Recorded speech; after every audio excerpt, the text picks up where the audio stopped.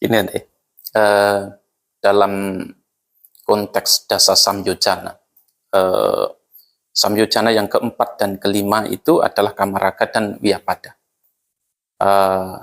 Dalam konteks praktek, vyapada dan kamaraga itu dilemahkan bersama-sama dan kemudian diputuskan bersama-sama. Yang menjadi pertanyaan itu adalah apa kaitannya antara vyapada dan kamaraga sehingga keduanya itu tampak mempunyai kekuatan yang sama, sehingga dalam praktek mereka harus dalam praktek itu harus dilemahkan bersama-sama dan kemudian dihancurkan secara bersamaan juga. Baik, vyapada dalam hal ini adalah kegeraman atau kekecewaan boleh,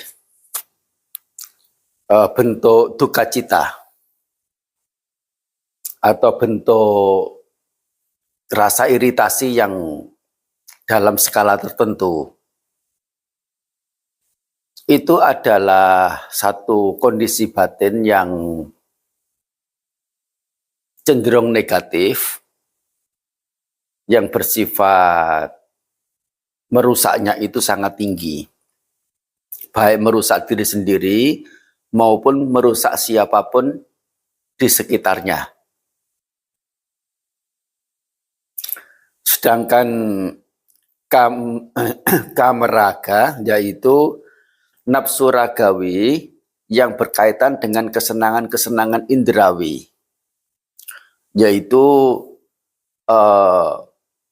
kesenangan yang muncul ketika mata melihat objek, telinga mendengar suara, hidung mencium bau, lidah merasakan rasa-rasa, tubuh menyentuh pesentuh-pesentuh atau sentuhan-sentuhan. Dan pengamat yaitu pikiran ini mengetahui objek-objek batiniah. Nah, itu adalah hal-hal menyenangkan yang memungkinkan untuk diketahui oleh keenam pintu indera ini. Yang mana inilah kesenangan-kesenangan indrawi.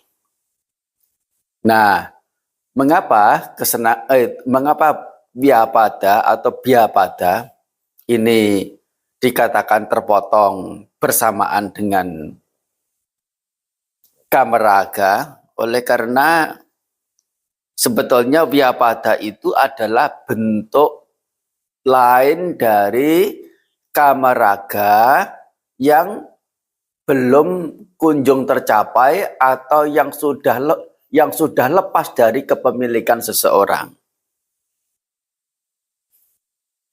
Sesungguhnya adalah yaitu bentuk lain saja. Kalau kita ingin memberi sesuatu kepada seseorang, ini saya beri kepada Anda satu mangkuk makanan ini. Tapi tunggu dulu lah, nanti saja. Saya mau itu pertimbangkan dulu lebih baik lagi. Ini baik untuk Anda atau baik untuk orang lain. Nah, sesungguhnya tanpa ditawari orang tidak punya keserakahan atau punya kesenangan. Ya, tetapi begitu ditawari sesuatu yang menyenangkan, dia muncul, ya. Muncul rasa, bukan iritasi, muncul menyenangi atas apa yang datang padanya, yaitu akan diberi makanan. Tetapi begitu kalimat kedua, nanti dulu.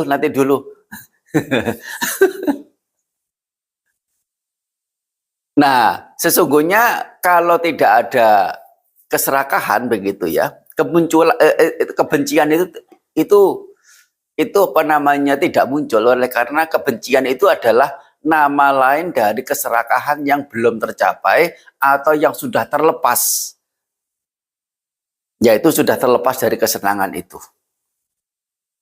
Nah, sering saya memperumpamakan itu satu koin.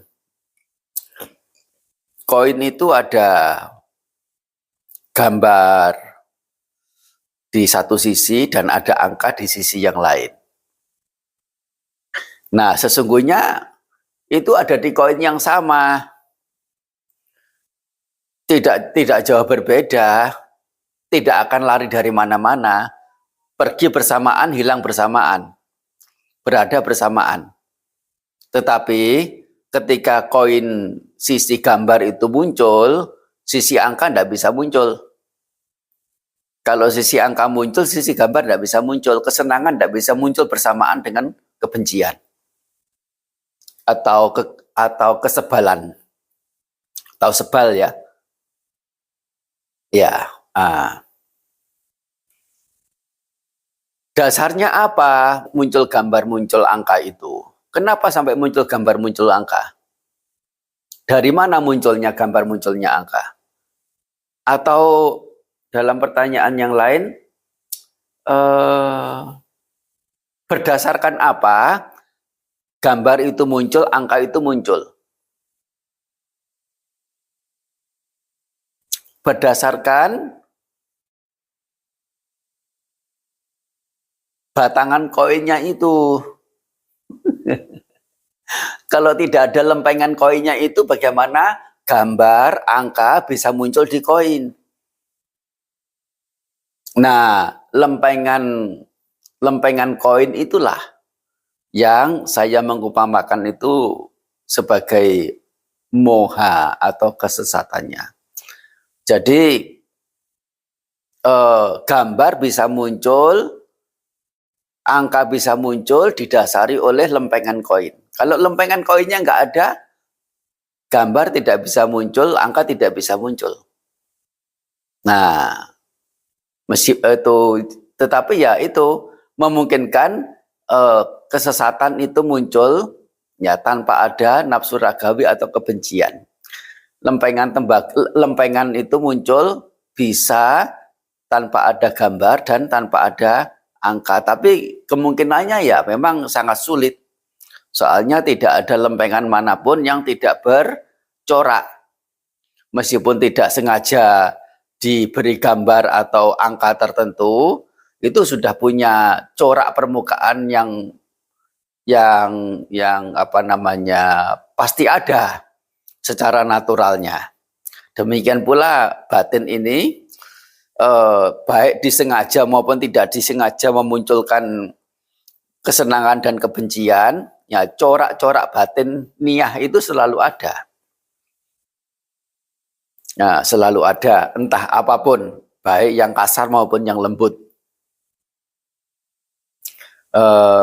Ini sekadar penelaahan secara pribadi tentang jawaban atas pertanyaan di awal tadi. Ya, itu sebatas logika saja sebetulnya, bahwa kekecewaan muncul karena ada harapan. Kalau nggak ada harapan, kekecewaan nggak akan muncul. Jadi dikatakan kalau bisa mematahkan harapan, bisa mematahkan kesenangan, kekecewaan sudah otomatis nggak akan mungkin muncul. Sudah kenyang dan kira-kira sudah tidak membutuhkan lagi makanan semangkuk ini, ya kalaupun nggak diberi, meskipun diberi, tapi kemudian nggak jadi, ya nggak akan kecewa. Oleh karena apa? Memang tidak membutuhkan, memang tidak ada harapan, tidak ada keinginan, tidak ada kesenangan di sana. Itu rasanya cukup ya jawaban dari saya. Nanti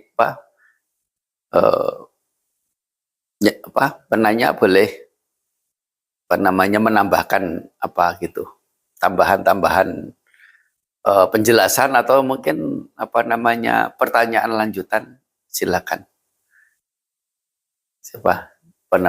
Mas Sasminta. Nah, cukup ya. Ada pertanyaan susulan yang lainnya? Nggak ada ya.